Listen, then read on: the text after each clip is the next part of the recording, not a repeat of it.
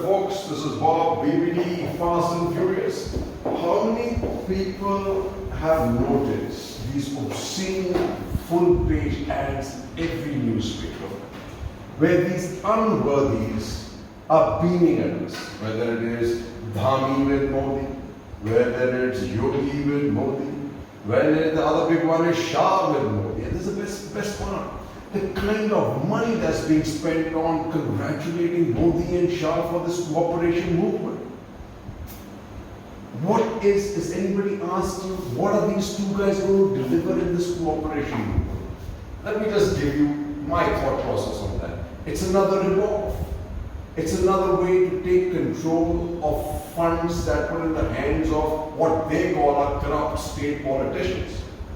I am not really sure whether the politicians at the center, especially all these guys that I've named, are above board at all. And especially these ads that are beaming at you at a time where India has faced the most gut-wrenching scenes of bodies on the Ganges. About almost everybody we know has lost somebody. Shortage of vaccines. Economy, forget a tailspin, it's comatose, and we still have not. While you've done this amazing, or whatever you say about this great new cabinet shuffle, the person who should have lost the seat first was the finance minister, who's not delivered diddly for the last 7 years as far as India is concerned. It almost seems that she has no clue.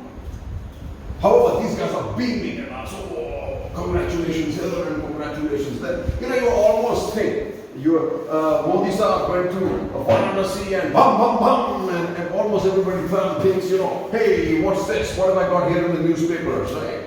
Modi set stone for UP polls by praising CM's COVID handling. Modi backs UP model on COVID governance. What does that really mean, folks?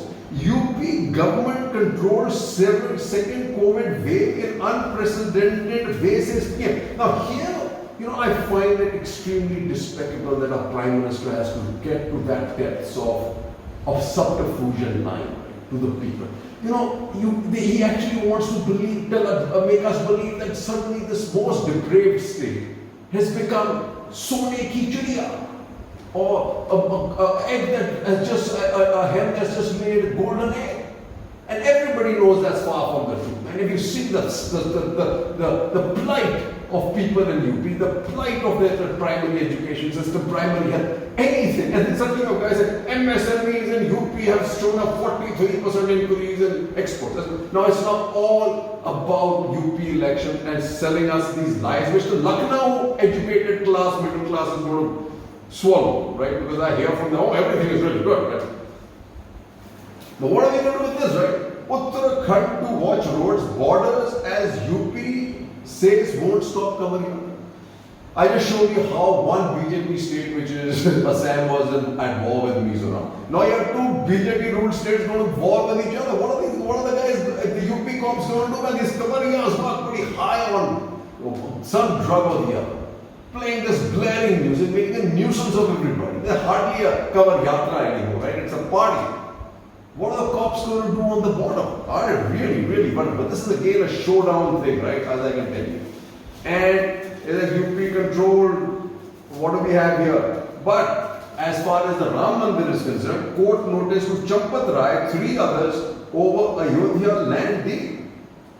The funny thing about this great lovely policy that's come out, two-child policy, and it's actually been adopted from Indira Gandhi. These guys, these fools know what they're doing.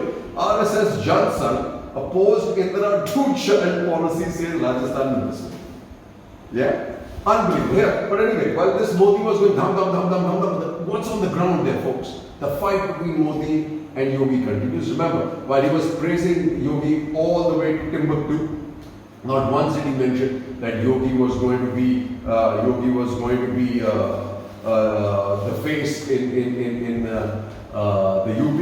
Another important thing is that there was a Pad Adhikari's meet called by Radha Mohan Singh, who was the Prabhari of UP. Guess what? The chief minister showed up, deputy chief minister Dinesh Sharma showed up, and guess who didn't show up? Keshav Maurya. You would say, why Keshav Maurya is important? Apparently, I'm told, he's the real McCoy. He's actually given ultimatum to the center, to the BJP center, that hey, we'll fight this election only under the face of Nada and Prime Minister Modi and not Modi.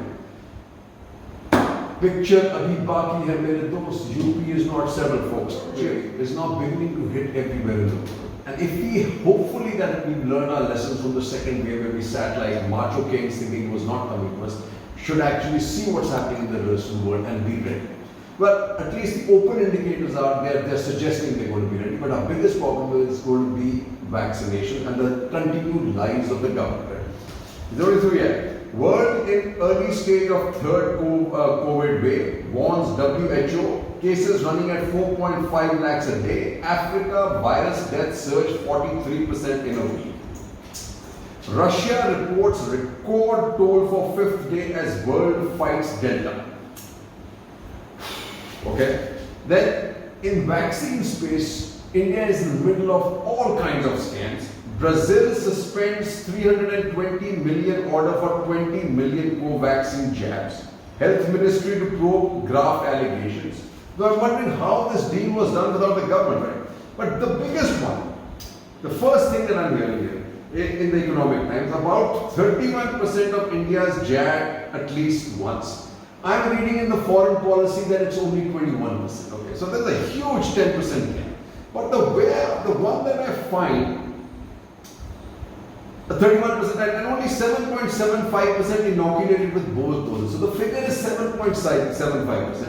But what I find completely, again, this new, it's an old wine in a new bottle, this new Gujarat, our new health minister, which, as Shekhar Gupta says, people are laughing at him for his English. We're not laughing at him for his English, but when he says something like this, you know he's despicably lying or he is totally, absolutely not looking at his charts and figures.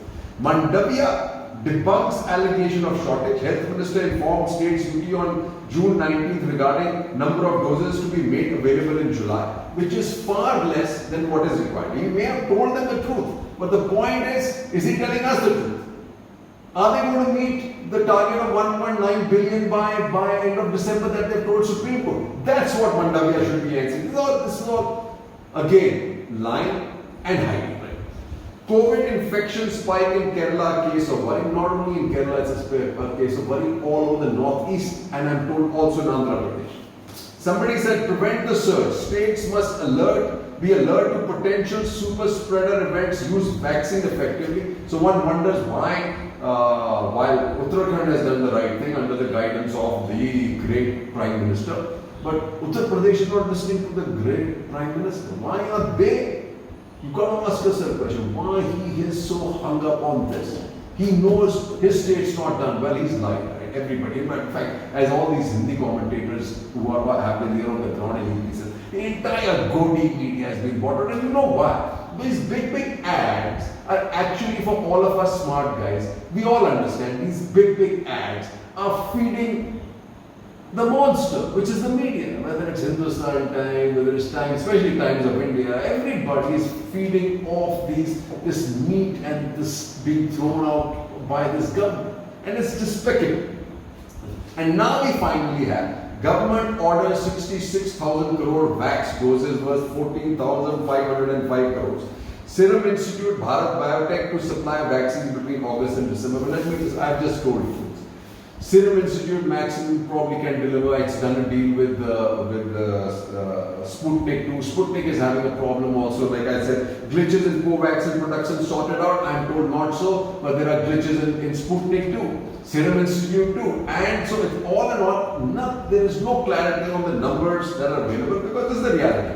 Missing the vaccine target with a dip in daily jabs, supply constraints and vaccine hesitancy remains key challenges, but the slowdown reinforces the need for vaccine makers to continue expanding production, and that's what's important, that's what's not happening, right?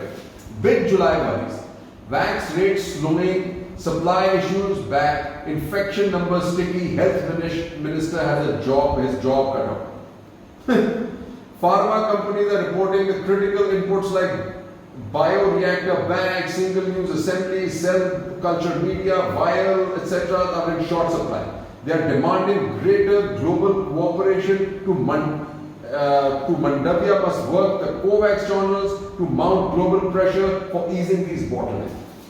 Folks, if this was a problem, I would have thought Hardeep Puri was the right candidate instead of giving him petroleum. This Mandavia is not going to be able to work those global channels, because you might laugh about his not knowing English, but then does he have any diplomatic skills at all? My guess is as good as yours, probably none beyond Gujarat. Center, blame game again. Center blames states for dip in vaccinations, says supply on coast. As big a BS and a lie as they can tell. Vaccination drive slows down, center states clash on supply. Vaccine pace slows, center states squabble over supply. Everywhere the same thing. Private hospitals struggle with drastic fall in utilization because of supply. Then you have Mamta flags vaccine shortage, asks center to ramp up supply. No, so they are cribbing. Vaccine in short supply, may shut jab sites. Government, this is Delhi. States say jab crunch hitting vaccine drive, and this is every state is saying the same thing. Vaccination pace plummets as Delhi short on supplies again, and deaths continue to be a problem. Data points to gross underestimation of COVID deaths, and UP folks leads the way. And there you have the Prime Minister Pradhan Sewak going on and on about congratulating this lovely, great scientific achievement by this Yogi government. That's probably been the best in the world, folks, the best. Man, I wonder why the rest of India didn't copy him if it was that good, right? What does Maharashtra say? Need 3 crore doses a month to boost vaccination, and he's getting nothing. And Akhilesh is going to hurt this government, right? And especially if he goes after this. COVID death audit, if SP voted to power, says Akhilesh. And Chinmay Tupe writes, why state governments need to release death registration statistics now? He says, nearly 1.5 years after the COVID-19 pandemic began, not a single state government has released its all-cause death registration statistic from the civil registration system in a systematic and timely manner. Andhra Pradesh, Karnataka and Tamil Nadu excess death in the first 6 months of 21, calculated by the most conservative methods, exceeded 300,000 as compared to around 50,000 reported COVID-19 deaths in the period for those states. The potential underreporting factors for Andhra Pradesh and Madhya Pradesh, the latter has a weaker death registration of well over 50. Gujarat may have placed at over 10 for the period, April 1 to May 21. There are staggering underreporting factors by any yardstick. In the US and many other rich countries, these underreporting factors have been estimated to lie under 2, folks, and it's over 10 in Gujarat. The excess deaths method is useful in those states with near complete death registrations, but needs additional verification in states with poor death registrations like Uttar Pradesh. They don't even, अपनी मरने वालों की तो संख्या ही नहीं गिनते. It is imperative that all state governments immediately release daily month death registration statistics at the district level for the past 5 years at once. The question is, which state government will be first one to do this? We know which will not be. UP, Gujarat, Madhya Pradesh. This is it, folks. Lies and more lies. Gobbledom and more lies. Jai Hind.